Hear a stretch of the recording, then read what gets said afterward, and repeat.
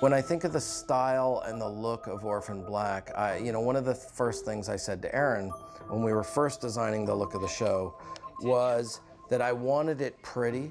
I wanted it stylized, but I didn't want it so stylized that it didn't feel like the real world. For me, it's all those small details that add up to the subconscious experience that the viewer has, even if they don't notice, it gets in there somehow. And we don't want it to look like every other television show out there. We want to give it its own unique look and feel. And so that's been what we've been trying to do as a team.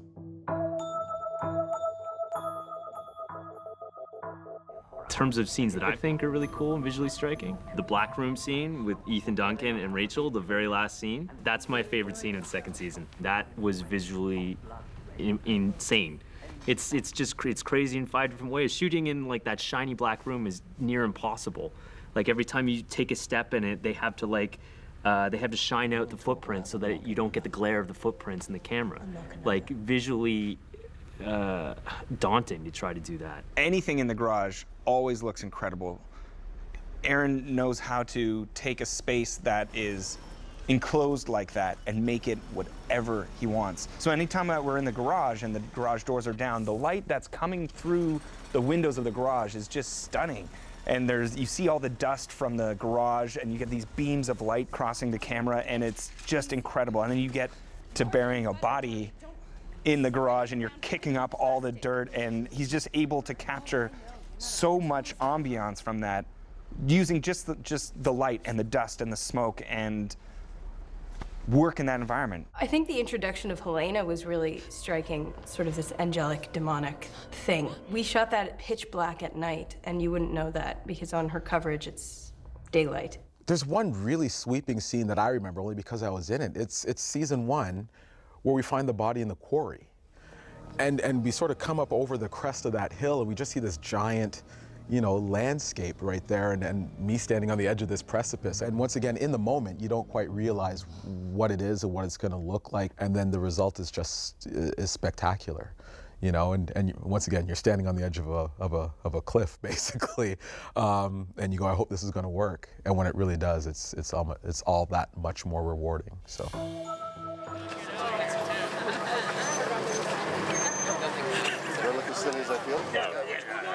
I met Aaron Morton back when I was doing episodes of Xena in New Zealand. I worked on every single episode of Xena, 132 shows. Aaron was the A-camera focus puller. And we just kind of hit it off. John would come down and direct.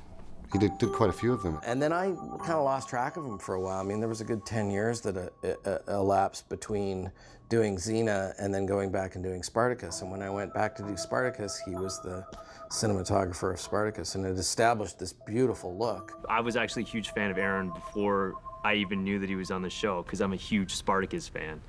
So at the last cast party, I kind of cornered him and maybe talked to him for 45 minutes about everything Spartacus. And I really wanted to do the show with him, and I felt like he was just a good collaborator, and that him and I would work really well. They had some people lined up, and I'm not sure of the full story. I don't think whoever was going to shoot it ended up not being able to shoot it. That cinematographer quit on me 3 weeks before we had to start production. Hey Aaron, how are you? You want a job for 6 months? And sure.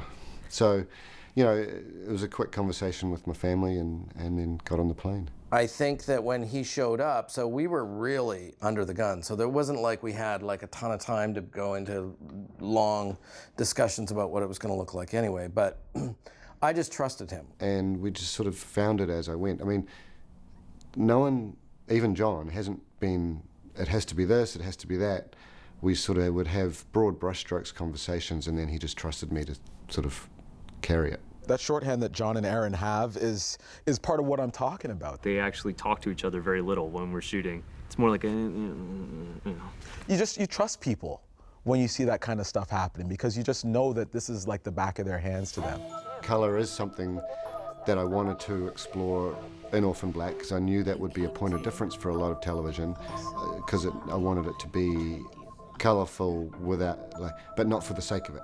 There's a purpose to the colour shifts and the subtle colour things that we do, and I knew that that would, by its nature, give it its own feel and look. Yeah, he uses like reds and blues and turquoise in a really kind of exaggerated way. Aaron really likes the kind of the green out of the fluorescent tubes, and in fact there's a little bit of green in our sunlight a lot of the time, and certainly in our moonlight. One of the directors was joking that it should be called Orphan Green, the show, but I don't think I go that heavy with the green. Early on when we were designing the series, it was always really important for us that each clone, each girl, each character had their own world, and each world had its own look and feel, and was very different and separate from each other. Sarah's world is so different than Allison's, than Casima's, than Helena's, than Rachel's. There is subtlety to the characters, and I try and give each character a bit of a subtle difference.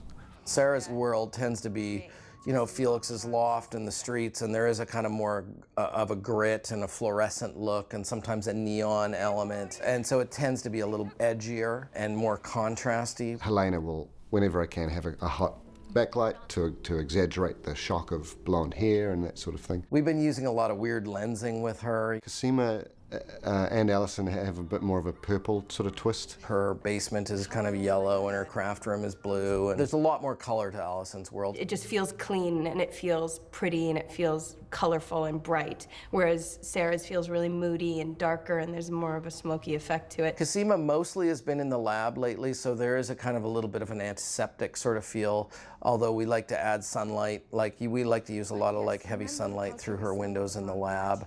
You know, in her apartment from season 1, there was more sepia, there was more browns and yellows. Well, for Rachel, in terms of the light and colour, it's generally a little more monochrome, less overt colour in her environments, because she's often in the stark dyad laboratory or office situation. So just try and have her with a little less colour overall. It's very cool how he kind of lights based on character, and I think that really helps us in terms of selling these women as very different. And these aren't blanket rules, because, you know, the environment sort of ends up dictating, you know, how I light something. But wherever we can, we do play with reflections just to reinforce the idea of there being many genetic identicals, twins, triplets, etc. So it's not something that we push too hard, because you can beat people around the face with it a little bit too much. But if there's an opportunity there, then we'll try and take it.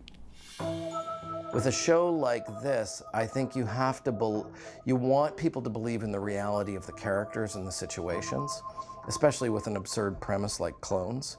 And I think that we try to kind of help that along with the cinematography and the look of the show. What I'm proud of is that we've been very consistent, I think, across the seasons, the 3 years.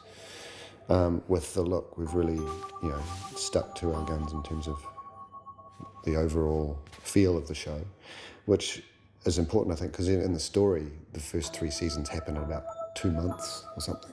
Certainly in this modern way of watching content, you know, you often binge watch 2 or 3 seasons, and, you know, back to back sometimes. So it's nice that it feels like one long movie, you know.